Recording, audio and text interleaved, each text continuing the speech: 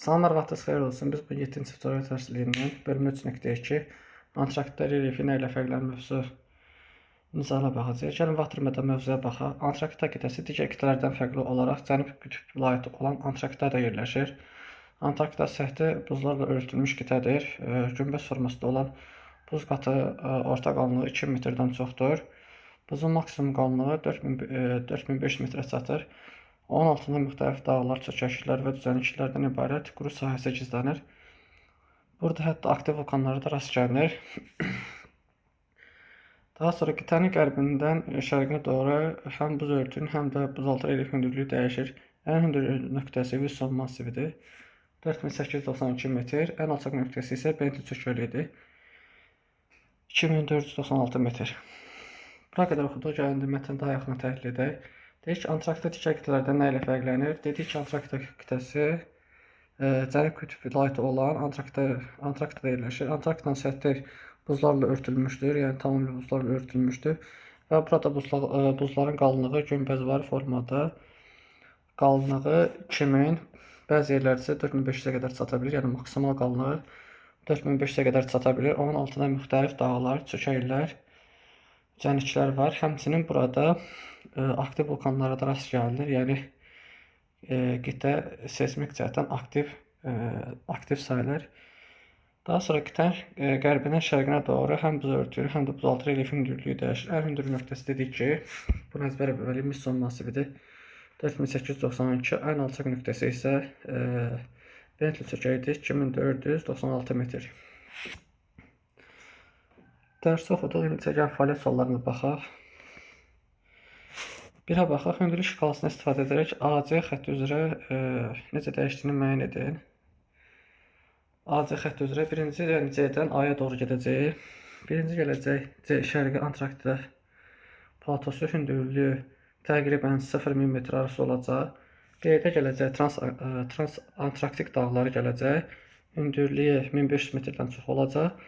Daha sonra isə A gələcək, yəni Meribel və yaxud da Bentley çökəkliyi gələcək ki, bunun da dərinliyi 2496 metr olacaq, yəni çökəkliyidir. Yəni birinci gəldi şərqi Antarktik platosu, baxın burada.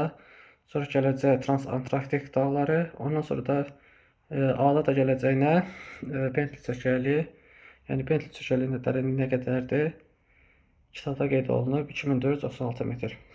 Daha sonra ikinci tapşırığa bax. A, B və C şəkilləri əlaqələndirərək suallar cavablandırır. Baxın, bu bizim A şəklimiz, bu bizim B şəklimiz, bu da bizim C şəklimiz. A-da deyir ki, Antarktida digər qitələrdən fərqləndirən xüsusiyyəti hansılardır?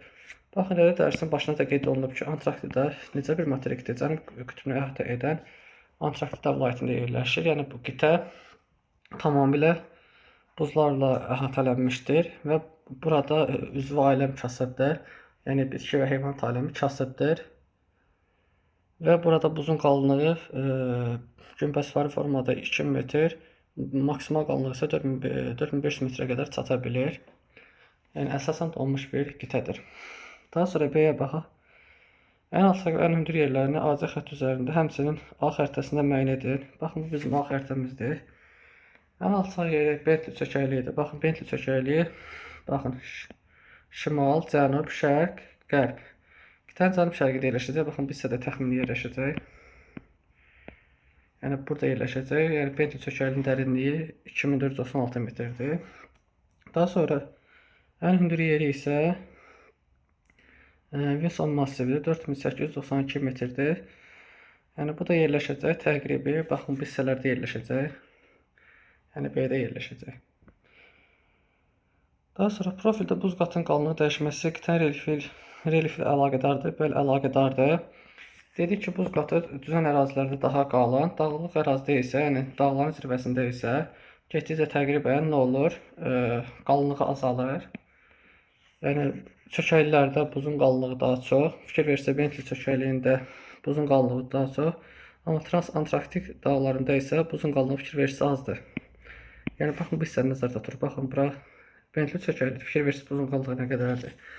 Lakin dağlarda fikir verirsə buzun qalınlığı çökəklilərə görə xeyli azdır.